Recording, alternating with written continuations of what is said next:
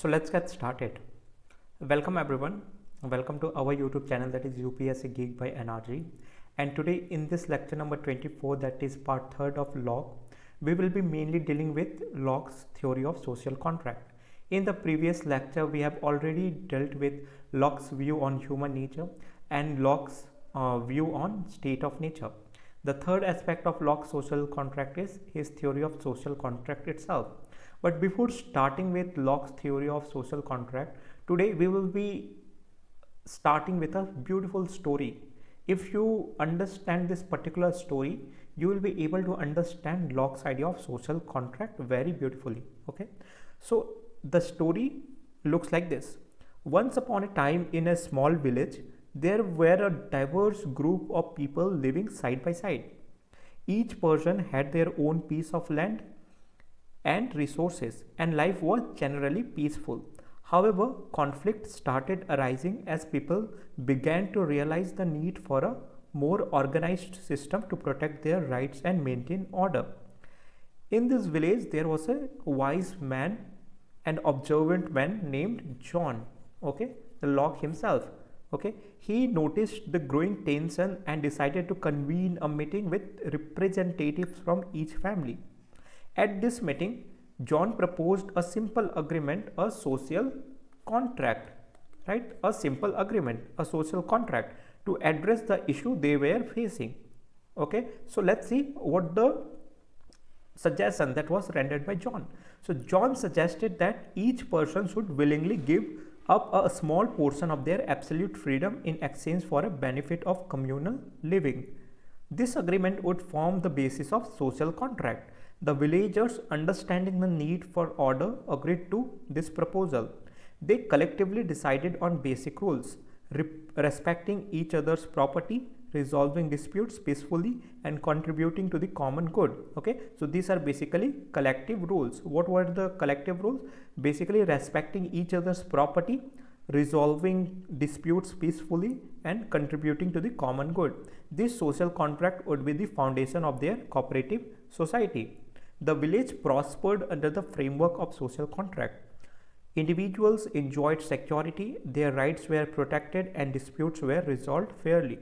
John's wisdom and villagers' commitment to the social contract became a legacy, influencing neighboring communities to adopt similar principles as well. Okay, so this is the story behind John's social contract, right? How a peaceful village, there was an advent of conflict, right? Conflict. A wise man called John, he decided to convene a meeting of representatives, okay,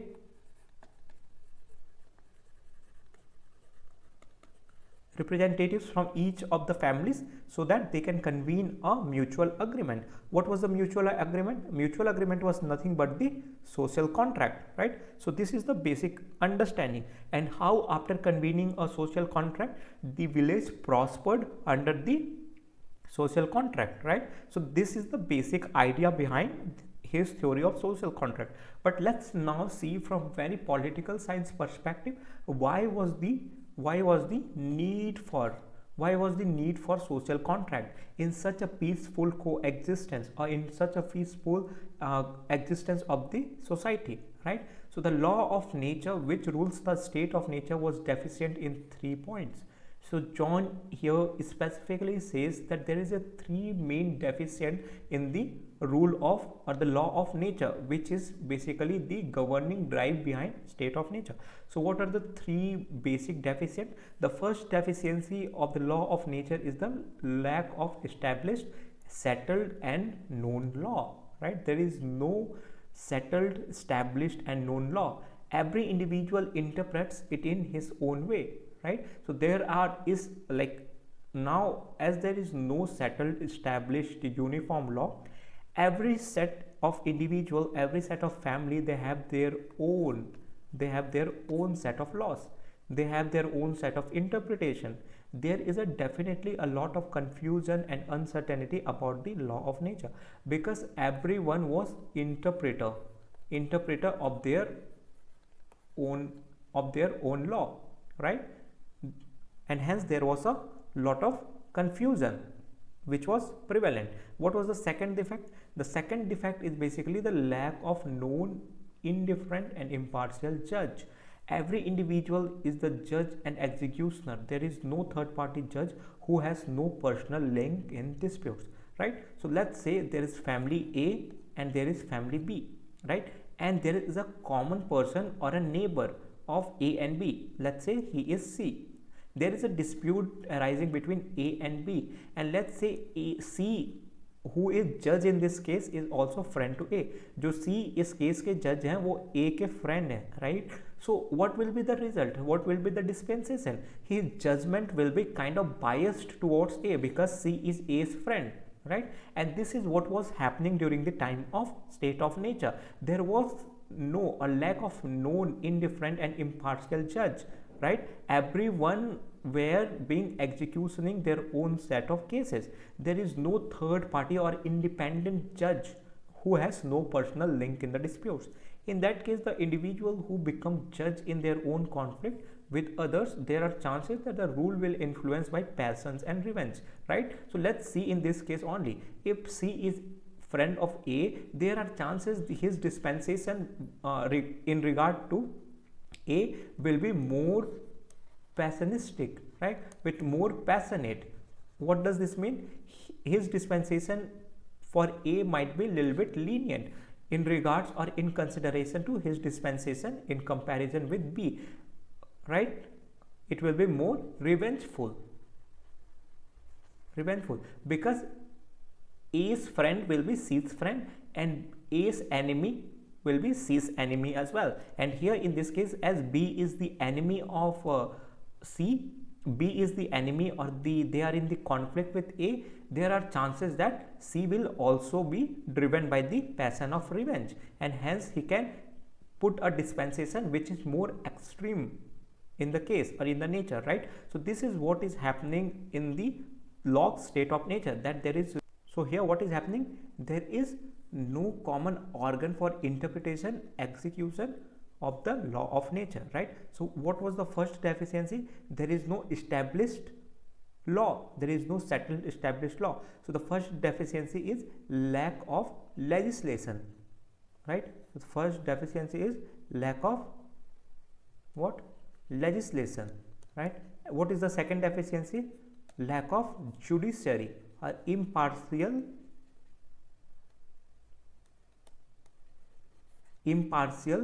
indifferent judge.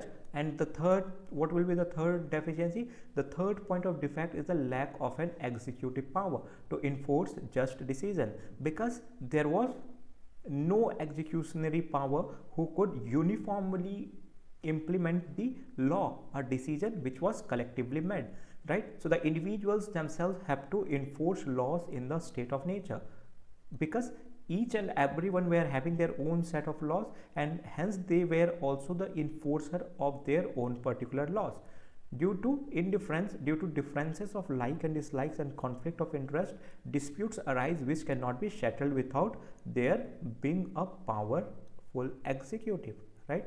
So as each and everyone had their own set of legislation, there was no judiciary, there were higher executives in the sense the people who were implementing their own laws, their own individual laws. There was no uniformity in the society, right? And because of this lack of uniformity, there was dislikes and conflict which was emerging, which was giving rise to, and hence ultimately leading to a conflict of interest and chaotic situation.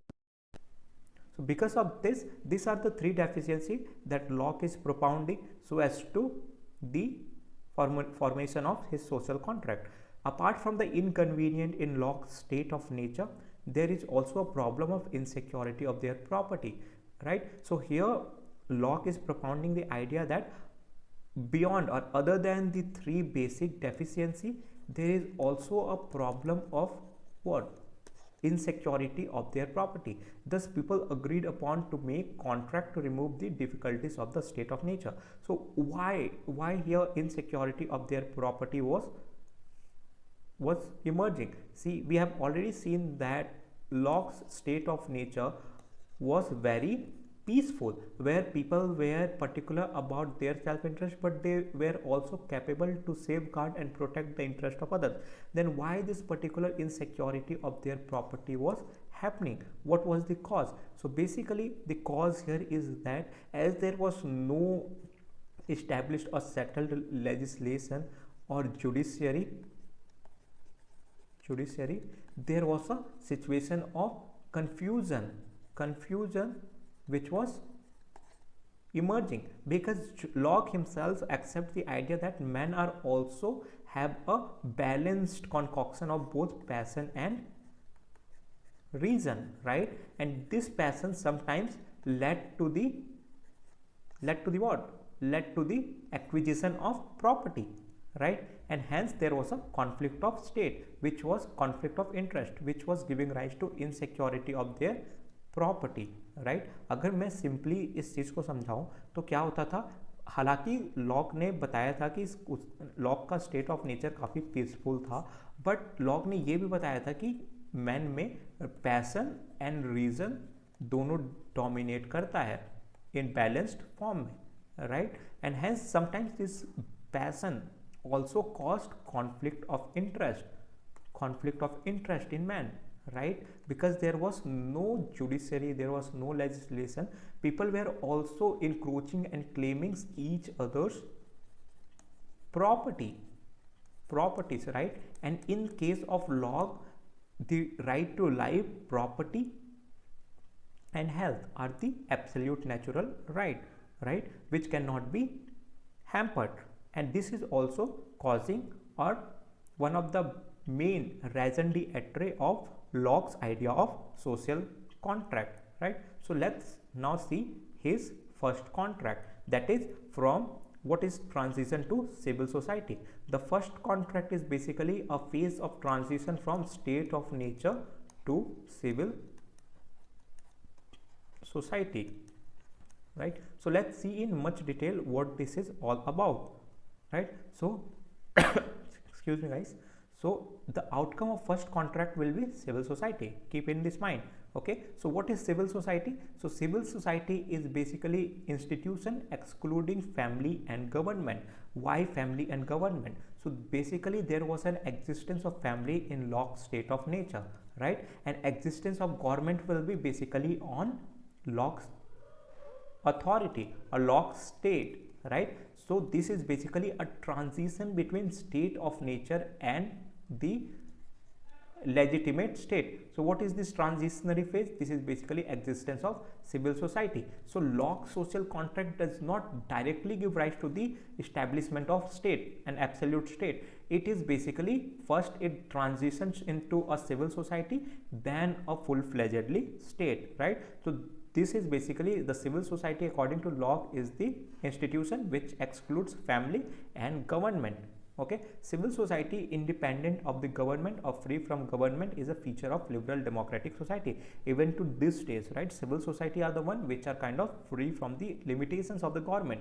Free from the limitations of the government in the sense it is free from the stringent laws, right? Like the West, where more liberal ideas are or liberal laws are prevailing or made, right?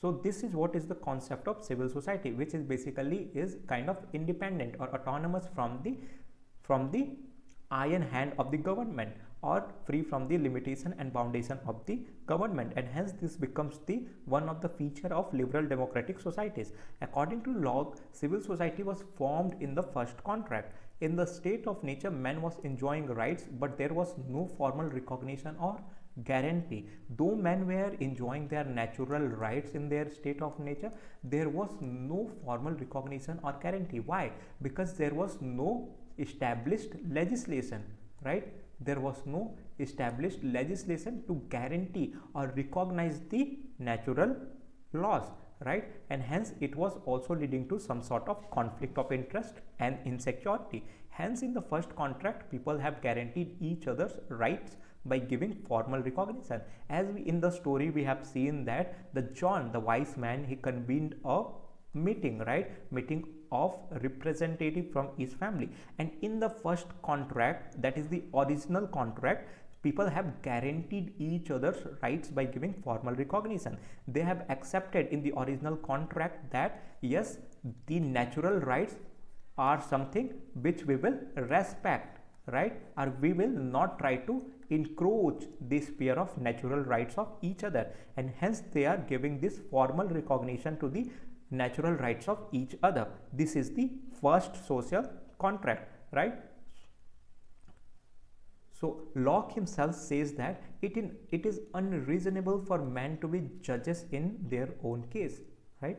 Why it is unreasonable? Because self-love will make men partial to themselves, okay, and their friends. And on the other hand, ill will or the negative will, passion and revenge will carry them too far in punishing other, and hence nothing but confusion and disorder will follow. As we have seen an analogy of A, B and C, where there is a conflict of interest between A and B, and C is being judged, who is regarded as close or ally of A, and hence his dispensation with A will be mainly driven by a what? Partial consideration, right? And when it comes to B, his dispensation will mainly be more revengeful, right? So this is what Locke is also saying, that it is unreasonable for man to be judged in his own case, because the self-love will make men partial to their friends and ally, and the ill will or the negative will mainly be driven by passion and revenge, and the punishment will be too extreme,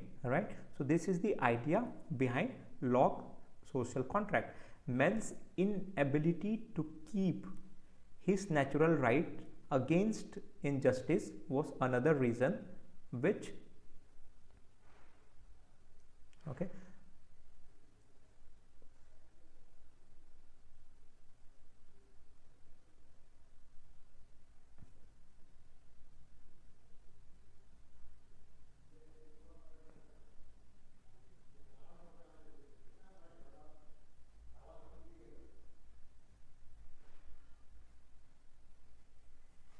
okay.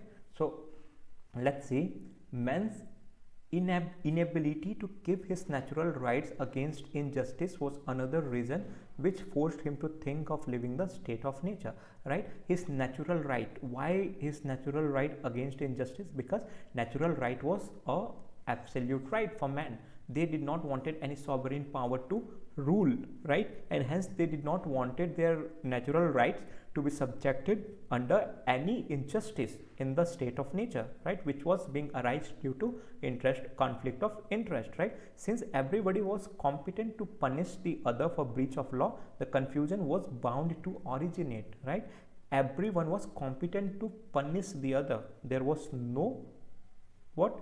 Formal judge. There was no impartial judge. There was no impartial, or there was no independent autonomous legislation, and hence here everyone became competent to punish the other for breach of law. The confusion was bound to originate, which could be avoided only when there was a common lawgiver, law interpreter and law executor. So this insecurity of, or the competent of everyone to punish the other for the breach of law, made a society more confusion oriented, more confusion bound, more chaotic, more prone to conflict of interest, and hence it could only be solved, the problem could only be solved if there is a common lawgiver, common law interpreter, common law executor. Who are they? Common legislation, common judiciary and common executive, right? So this is the idea behind Locke's social contract. What is the second contract, or what is more amended, right? Here Locke is the first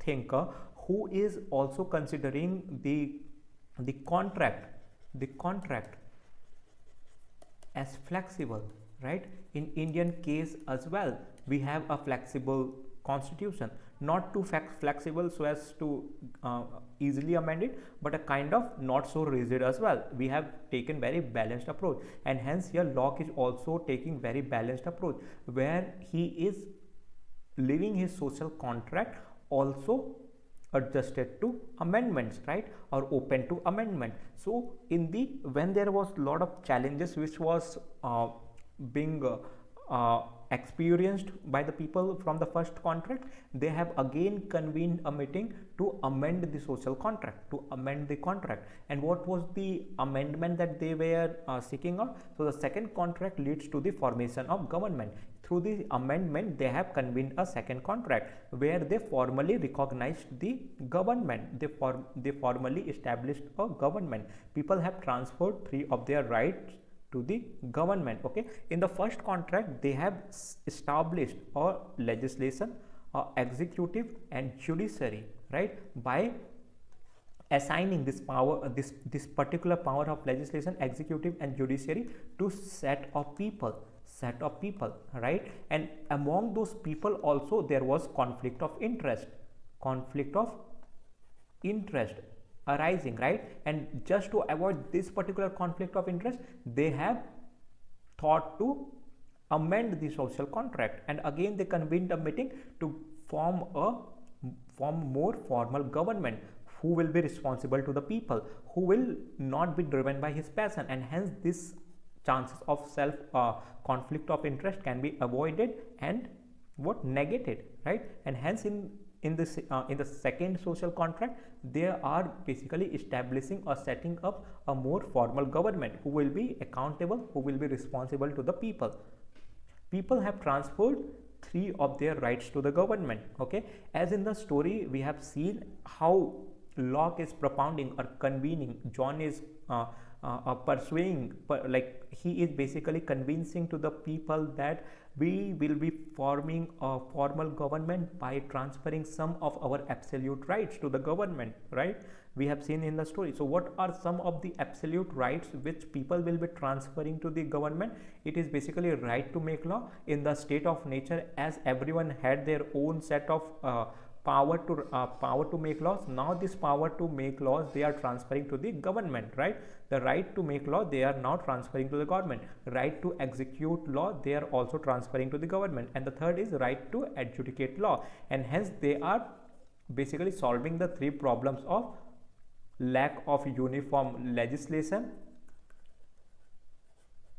executive and judiciary, by saying that now on everyone will transfer their right to make law, right to execute law and right to adjudicate law. In no case people will be responsible to make law either, or they will responsible to execute law or adjudicate law. There will be a government, there will be formal government who will be formed through the mutual agreement of the people, of the representative, and the government will be mainly responsible to make law, to execute law and to adjudicate, that is judge or interpret the law. Okay, so this was the idea.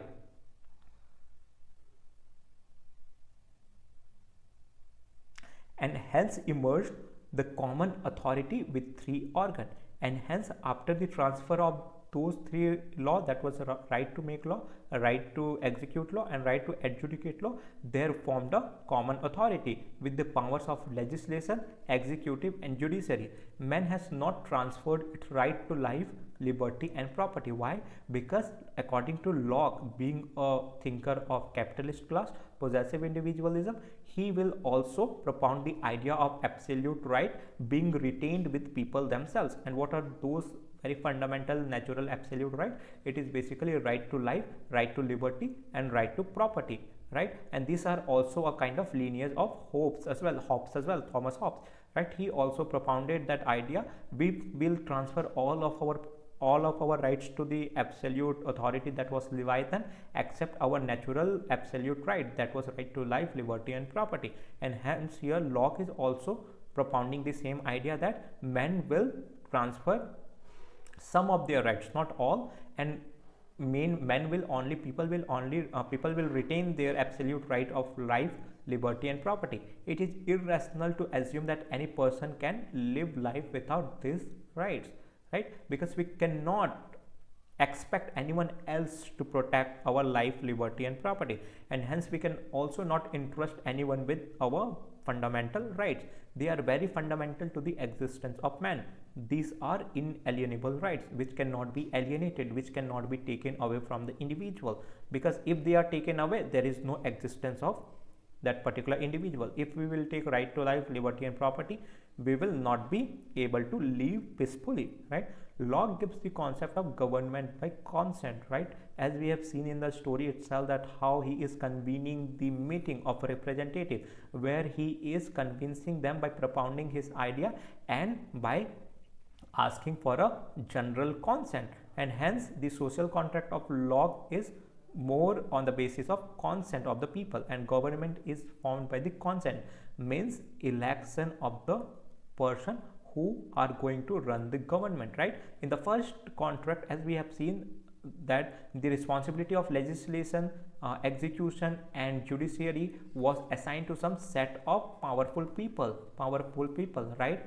But among these powerful people also there was a advent of conflict of interest, right? Because they were not responsible to the people, they were becoming more authoritarian. But in the second amended social contract, now they are forming a government through a consent, where the government will be elected through an election, right? And those who will get majority will form the government. Thus Locke supports majoritarian model of democracy. Consent represents the free will of man, right? So here, as we have seen, the government is formed by the consent.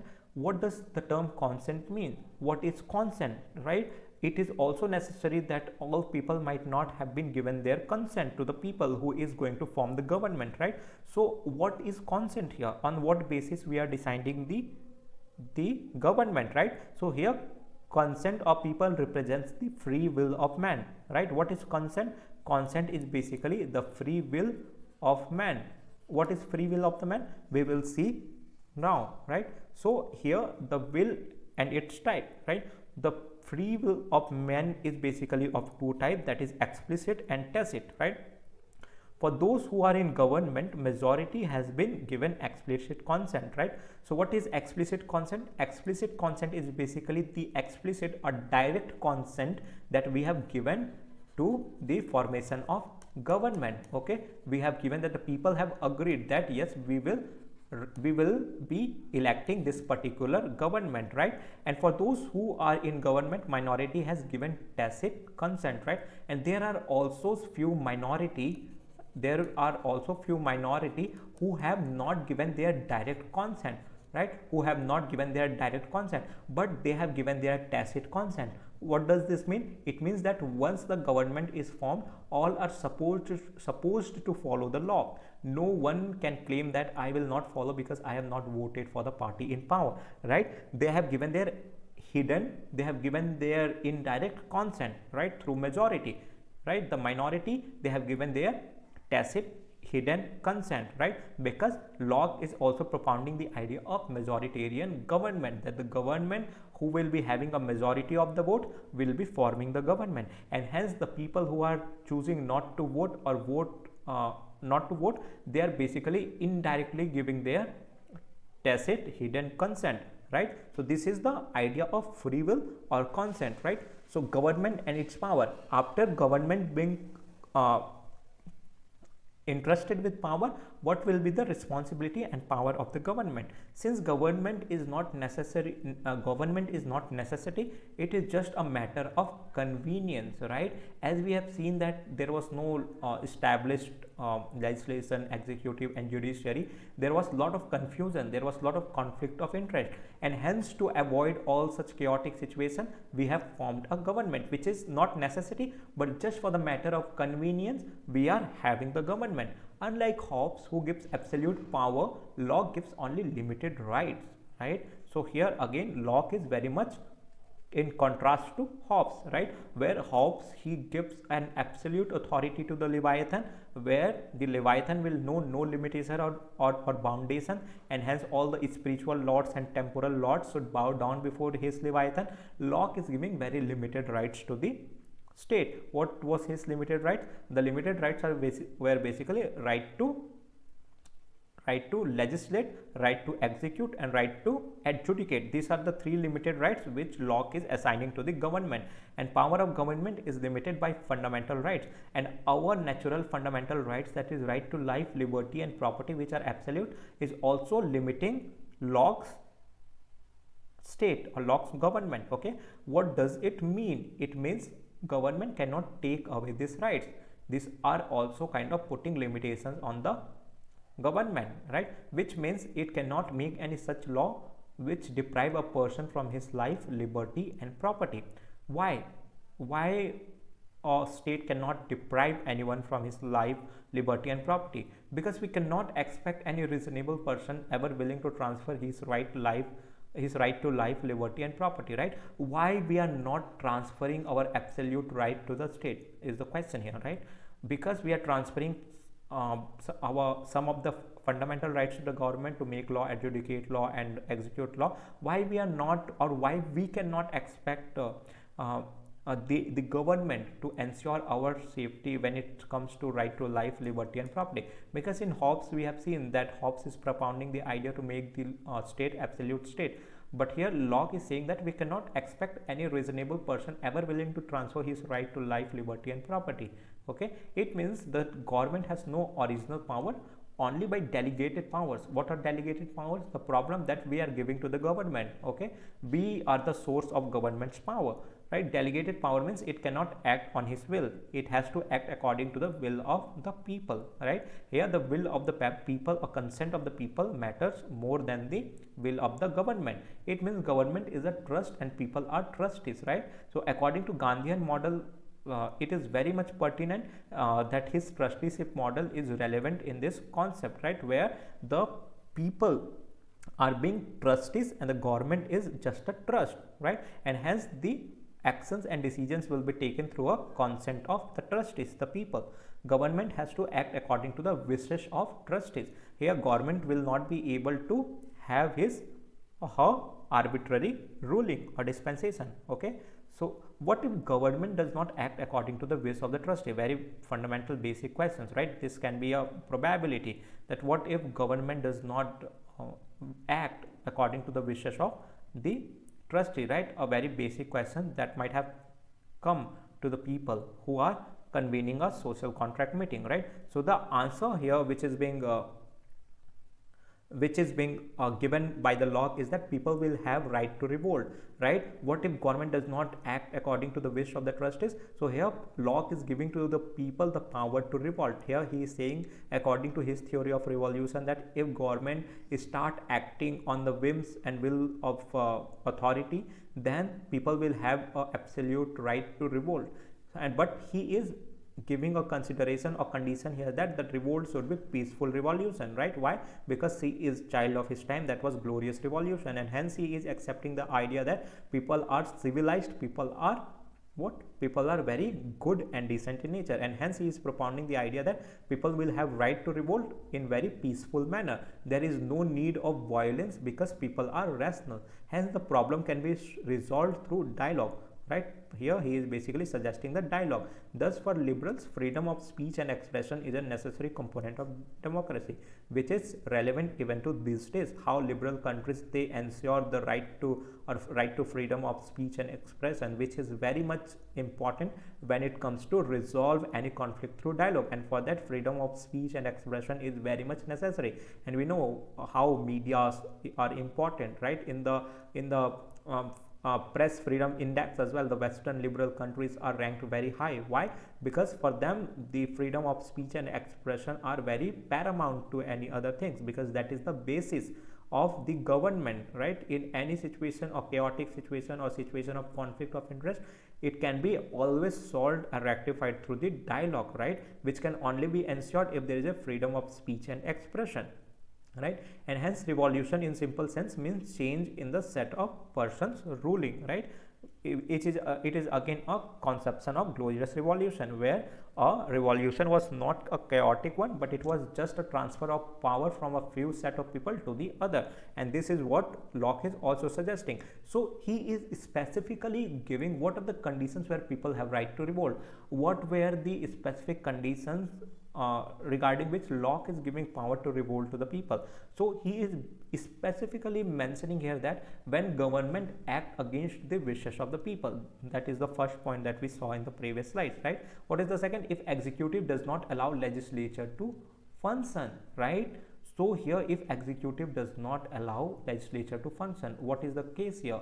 Being a authority authoritarian regime, right, where a few set of people they started ruling the the state, right, against legislation. They are not allowing legislation to function or do their job, right? And if such case arises where executive is not allowing a legislature to function or acting in more authoritarian manner, the people will have right to revolt. What is the next? If executive does not implement the laws passed by legislation, or right, or legislature, if executive fails to or does not implement the laws passed by the legislature, in that case as well people will have right to revolt, because here legislative majority government is what Locke is emphasizing upon. Okay, and the last condition is if executive puts people under the rule of foreign prince or government. Why?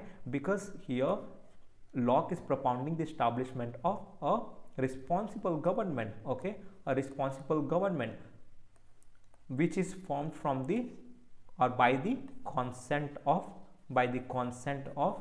people, right? And here people are the supreme authority, because peoples are they are the basically trustees, and government is a trust, and hence the trust cannot be transferred to any foreign government or prince, right? And hence if such case arise where the power of rule being transferred to any foreign government, in that case the people will also have right to revolt, where the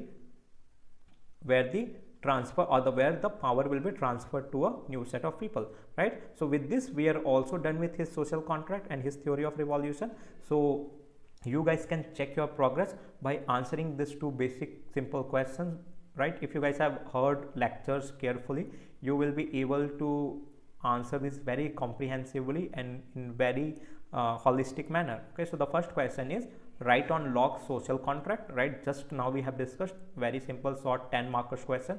The second is John Locke is the father of liberalism, right? And so in this question basically you can approach with his methodology, his introduction, starting with his introduction, then methodology, a brief description about his theory of social contract, which is basically establishing him as a liberal or a father of liberalism, right? With this you can end your answer with a beautiful conclusion. You can send your answer in this mail handle, and I will for sure check it and also give you a important and very valuable feedback. With this experience, I am hoping that you guys are enjoying our lectures and progressing each day. But also make sure to show your love by subscribing to the channel, that is UPSC Geek by NRG.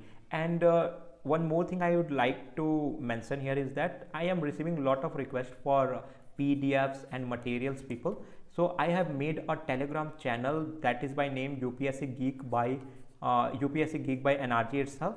There is no underscore in the Telegram channel. You can just type it, and you can also find the description in the link. So make sure to follow or join the Telegram community. I will be continuously sharing free PDFs and UPSC materials a lot, which will be very valuable in the journey of UPSC. Okay, so just ensure to join the community where we will be sharing and caring for each other, and also show your love by subscribing to the channel, that is UPSC Geek by NRG. With this, let's end today's lecture, and all the very best.